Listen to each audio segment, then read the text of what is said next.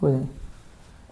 देखिए आर बराबर एक जगह लिखा है 15 8 23 और 17 कितने होते हैं 15। सबसे पहले निकालिए एरिया ऑफ ट्रायंगल का 15 8 23 17 में से गए 6/2, इसका आंसर 3 निकल गया। आर बराबर 3 निकल गया। अच्छा ऐसी भी निकाल दी हमने, वैसे ही बताई थी। कैसे बताई थी? एरिया बताई थी, एरिया ऑफ ट्रायंगल बटे में सेमी पेरीमीटर बताया था। एरिया ट्रायंगल कितना होगा 15 चौके 60 1/2 बेस इंटू हाइट बताया था ना, बटे में सेमी पेरीमीटर 15 8 23 17 कितना 40 का आधा हो गया 20, कितना हो गया 4 आ गया 15 चौके 60 बटे 20। देखिए यहाँ भी 3 निकली, यहाँ भी 3 निकली। कौन सा तरीका ज़्यादा बेटर लगा? ये लगा, जो सा लगे लगा दीजिए। जब रेडियस निकल गई तो इसका सर्कल का एरिया निकल जाएगा, जब सर्कल का एरिया निकल जाएगा तो इस पूरे ट्रायंगल का एरिया निकल जाएगा। पूरे ट्रायंगल है इसके में सर्कल को हटा दोगे आंसर आ जाएगा। ठीक है, अच्छा चलिए ये बात समझ में आई। तो मैं एक चीज़ और बताऊँ, देखो मेरे बेटा एक चीज़ बहुत ही बढ़िया, इससे भी ईजी। देखो एक ध्यान रखना, एक ऐसे लिखा है, ये क्या लिखा है? एक ट्रायंगल है।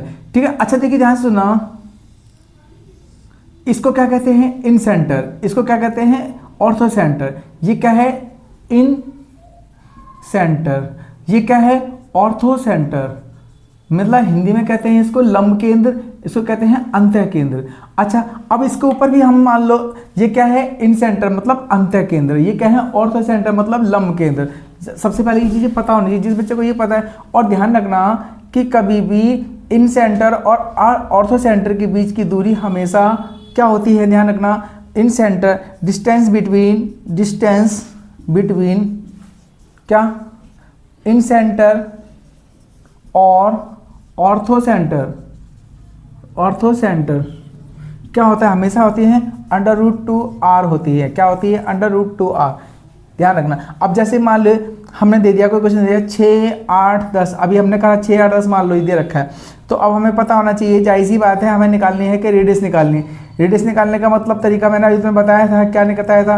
अभी थोड़े पहले ही बताया था कि रेडियस निकालने का तरीका होता है a + b - c/2। बताया था ना, बताया था। जब रेडियस निकल जाएगी तो रेडियस क्या बनेगी बोलो?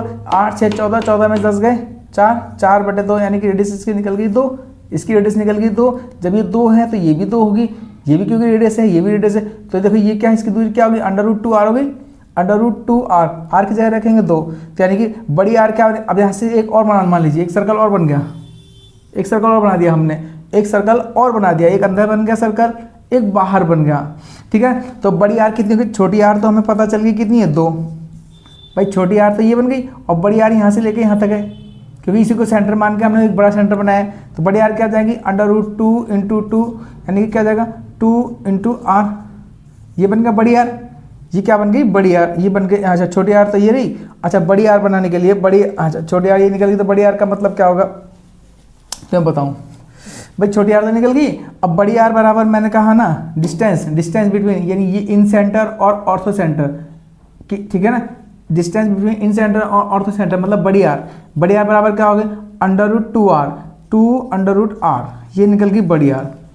समझ गया ना?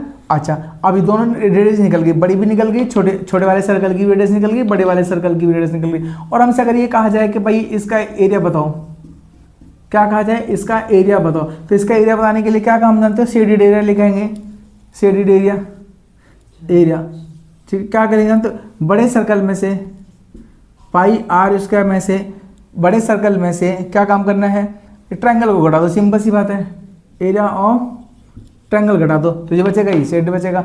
बड़ा सर्कल क्या होता है? पाई की जगह पाई, बड़ी आर की तरह रखे 2√2 का होल स्क्वायर माइनस के ट्रायंगल का मतलब होता है 1/2 बेस इंटू हाइट। देखो पाई की जगह पाई रखेंगे, 2 3 4, 4 गुणा में 2 माइनस के 1/2 कितना हो गया? 6 गुणा में 8, 2 3 6, 3 8 24, 8 पाई।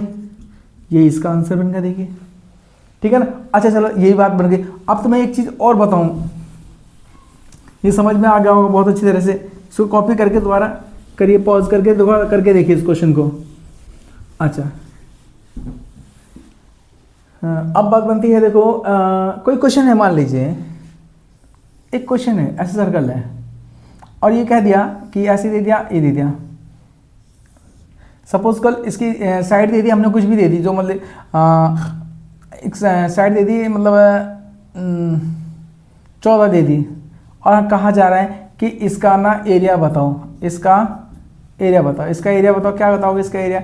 इसका एरिया निकालने के लिए पहले सबसे पहले रेडियस पता होनी चाहिए। रेडियस क्या होती है जानते हैं, रेडियस होती है, रेडियस का मतलब क्या होता है बताओ, मैंने अभी बताया था थोड़ी देर पहले, रेडियस का फॉर्मूला क्या होता है बताओ। ये कौन सी रेडियस है, बाहर वाली है, तो बाहर वाला कहते हैं साइड बटे में √3, यही बताया था ना, ये बताया था। अच्छा बड़ी आर निकालने के लिए, अच्छा ये बड़ी आर होगी, अगर छोटी आर निकालनी हो तो छोटी आर के लिए देखो ऐसे दोबारा पे बना दिया जाए, देखो दो बन गए ना, एक बड़ी आर बन गई, ये बड़ी आर बन गई और ये बन गई छोटी आर, ठीक है ना। अच्छा सपोज करो ये 14 दे रखी है, 14 दे रखी है, ये पूरी ये 7 है, ये 7 है, ठीक है ना। और हमसे ये कहा जाए कि इसकी बड़ी आर बताओ। अब बड़ी आर हम कैसे बता सकते हैं बताओ, बड़ी आर हम कैसे लगाएंगे, हैं कैसे करेंगे बताइए।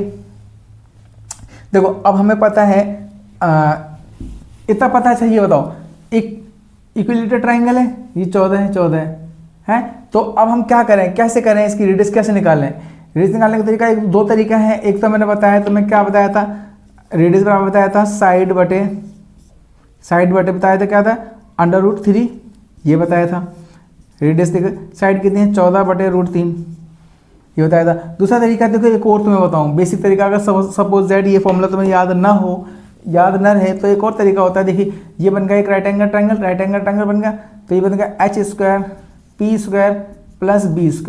h कितना है 14 का स्क्वायर, p कितना है नहीं पता, b² कितना है 7 का स्क्वायर, 14 का स्क्वायर कितना हो गया 196, ठीक है ना। इधर से आएगा माइनस का 49 बराबर p², 6 में से 9 गए, 16 में से 9 गए 7, 8 में 4 गए 4, 147 p² स्क्वायर रूट लगा देंगे, 49 दिया 3 में 27, 3 चौक 12, 14 क्या होगा 49 गुणा में 3 p यानी कि 7√3 परपेंडिकुलर, यानी कि यहाँ से लेके यहाँ तक कितनी है बोलिए, ये कितनी है 7√3 है, यहाँ से लेके यहाँ से 7√3 है। तो अब हमें निकालना क्या है, अगर सपोज तुम एक काम की बात और बताओ कि एक ट्राइंगल है, ये काम की बात, एक ट्राइंगल है, इसकी जो मीडियन होती है वो हमेशा 2:1 में डिवाइड करती हैं, क्या करती हैं, median are bisect in 2:1 ratio. ध्यान रखना त्रिभुज की जो मध्यिकाएं होती हैं वो 2:1 में डिवाइड करती है, यानी 2 है ये 1 है। हमें पूरी यहाँ से यहाँ तक पता है कितनी है, बोलो AP बराबर हमें पता है 7√3 है, तो हमें निकालने हैं AO निकालना है। तो AO निकालने के लिए क्या काम करेंगे जानते हो, 7√3 को क्या काम करोगे 2 से गुणा कर दोगे, ये वाली निकालना है, पहली वाली OA निकालना है, तो 2 है ना, और टोटल कितना है, टोटल है नीचे आ जाएगा 3, तो 7 दूनी 14√3 बटे में 3 आ जाएगा, यानी कि ये बड़ी आर आ गई, बड़ी आर की निकल गई। हाँ अब देखो इसका अगर हम निकालेंगे तो यहाँ भी करेंगे तो √3 बटे में √3, तो बड़ी आर क्या था कि देखो 14√3 बटे 3, देखो वही तरीका है ना, वही तरीका है। वो एक क्या है बड़ी आर, यानी ऐसे भी निकाल सकते हैं, ऐसे भी निकाल सकते हैं, समझ गया ना कैसे तरीका मैंने बताया। इसमें ही थोड़ा सा लंबा तरीका है, एक एक चीज़ बताइए। तो ये रेडियस निकल गई कितनी, अगर ये वाली निकालनी है, छोटी वाली निकालनी है, तो छोटी वाली निकालने का तरीका वही तरीका क्या है, पूरी AP कितनी है, AP की वैल्यू क्या रखी है, AP की वैल्यू अभी निकाली थी परपेंडिकुलर का था, बोलो 7√3, ठीक है ना। हमें कौन सी निकालनी, ये निकालनी, तो क्या करेंगे एक ऊपर कर देंगे और टोटल कर देंगे नीचे 3, यानी कि छोटी आर निकल गई 7√3 बटे में 3, बताया ना। तो दोनों रेडियस निकल गई, रेडियस ऐसे डायरेक्ट भी निकाल सकते हैं, रेडियस ऐसे भी निकाल सकते हैं। अब हमें कहा है शेडेड रेडियन का है, शेडेड रेडियन तो अपने आप ही कर दोगे, बड़े सर्कल में से ट्राइंगल को घटा देना, अपने आप आ जाएगा। समझ में आ रहा है, कोई दिक्कत तो नहीं, ठीक है। चलो मिलते हैं अगली क्लास में और बताएंगे, चलो।